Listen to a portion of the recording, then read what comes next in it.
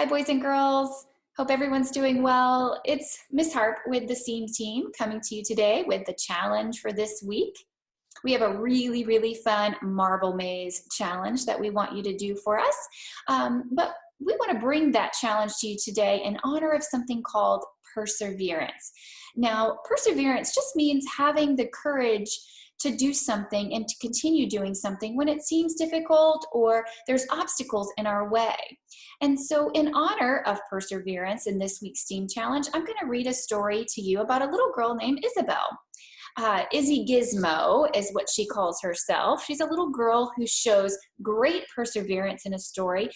She likes tinkering, she's creative, she likes to design things, but she does get frustrated, just like we all do, when things are difficult for us. But she perseveres and she's able to create something really cool at the end of the story. So I hope you like it. Now, at the end of the reading of the story, I'm going to introduce your Marble Maze Challenge, so stay tuned. All right, here is IZZY GIZMO by Pip Jones and Sarah Ogilvie.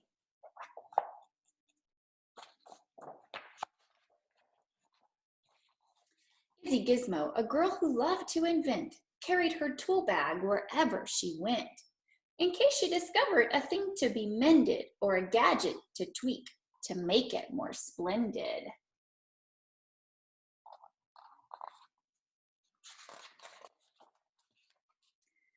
But the trouble with things that have dials and switches is they don't always work and they have certain glitches. The Tremendous, for instance, did such a fine job till it popped a piston and off came a knob. Then the Swirly Spagnostic for eating spaghetti turned Grandpa's wallpaper into confetti.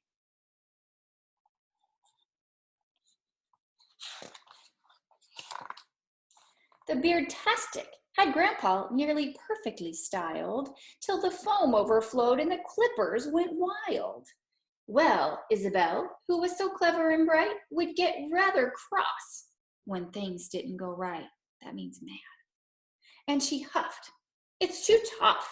I had to quit. I quit. She kicked her invention and called it a twit. She's upset. Isabel fumed. Grandpa smiled and chuckled. You can't just quit 'cause the little thingamabob buckled. Now trust me, young lady, sometimes you need to try again and again if you want to succeed. Perhaps Grandpa was right, but still, Isabel sighed. She picked up her tool bag and wandered outside.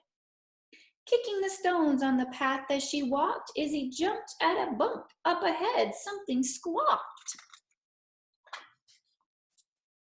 From the clouds, a poor crow had taken a tumble and landed kapoof in a feathery jumble.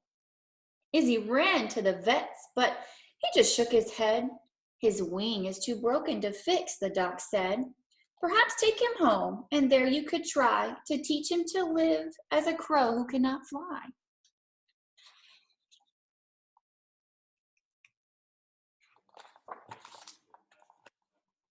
Day after day, Izzy thought she had found something fun for the crow to do on the ground, like digging for worms and racing fat slugs, hopscotch and hoopla and searching for bugs.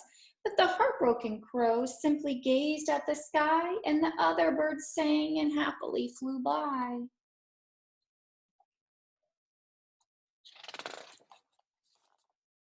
One night, with the crow in the folds of her sweater, Izzy sighed. Oh, I wish I could make him feel better. I've tried, he won't play, he won't drink, he won't eat. She was very close to admitting defeat. Grandpa said, Izzy, don't give up on him now. I know you can do it. Just work out how. Then Grandpa passed Izzy her gadgety things, and she knew what she had to do. I'll invent some new wings.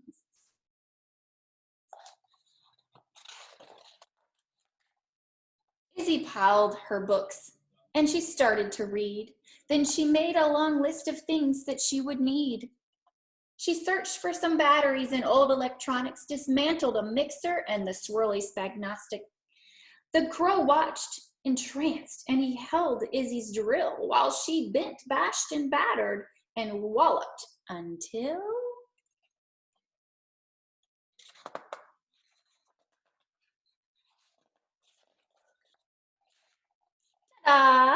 Izzy fashioned the wings with a strap, but they hummed and they twitched, far too heavy to flap.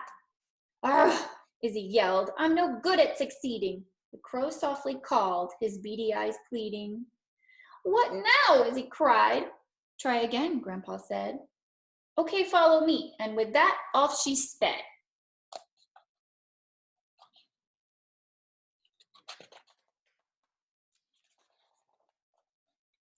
Izzy drove in the pond where she borrowed a pump. Then she took from an engineer 2 sprockets and a sump.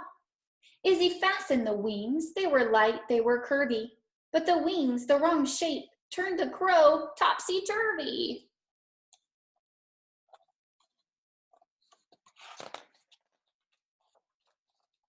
"I give up," Izzy yelled with a furious frown.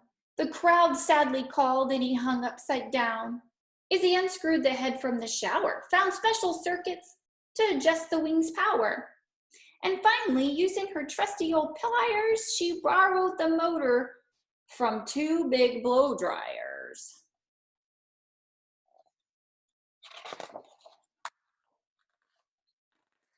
Izzy twizzled and tinkered, and using his beak, the tip-tapping crow gave the screws a good tweak. He loosened the cog from Grandpa's old mixers.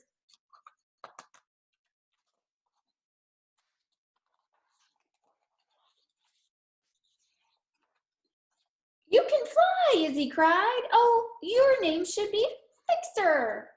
After 2 loop-de-loops, Fixer came into a land and stood happily calling upon Izzy's hand.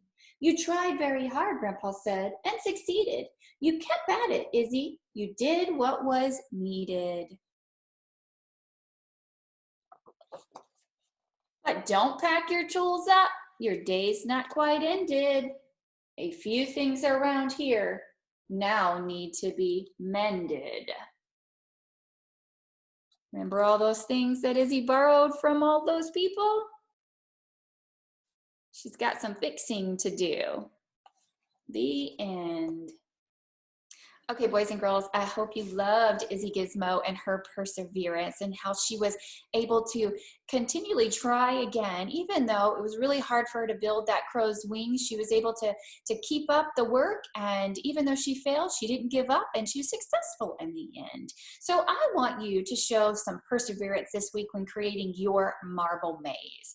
Now, a marble maze, to be created, you're gonna need a marble, and you can use all kinds of things around the house, like the top of a shoebox lid, or just a shoebox, or a small box, or a paper plate, and maybe some straws, some popsicle sticks, things like that. I'm going to show you some examples and a video of a marble maze that I created so that you can see how you can make yours.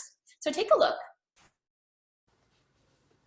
Okay, so here is my little marble maze that I made. I found this handy box with a lid, did some decorating on the top, and so here's my marble. I made a starting line, and you'll notice I used straws for this one and taped them down, but they could also be glued down. So I'm going to place my marble on the start line, and I'm going to use some fine motor balancing skills and see if I can get to the finish line. Yeah, almost made it, almost. Yes, okay, so that's one way that you can make a marble maze. You can glue those down if you wanted to. And then if you wanted to do another type of maze, I actually just used a little plate for this one, and these little things on there are Wiki sticks, and they're sticky, so they just stuck right on. This was pretty simple, but I wanted to add a little bit of math to it, so I put some numbers in there, and let me see if I can get my marble. And I want to roll and try to get as many points as I can before getting it into what would be the finish line or the hole. So let's kind of tilt it, and let me start again. Let's try to get 20 points. Oh, it's harder than it looks. 20. Ooh, let's try to get 40. 40, I did it. So this is another way that you can do a marble maze. There are lots of different ways. Kind of stay tuned for some other ideas here in just a sec.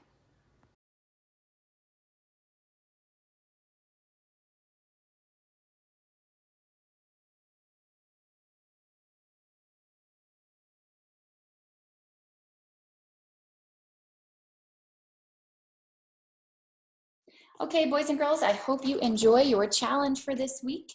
Remember, it is to make a marble maze. You can use the examples in the video, but don't forget to upload and show us your pictures on the palette page or the Facebook page. We really miss you guys, and see you next Monday.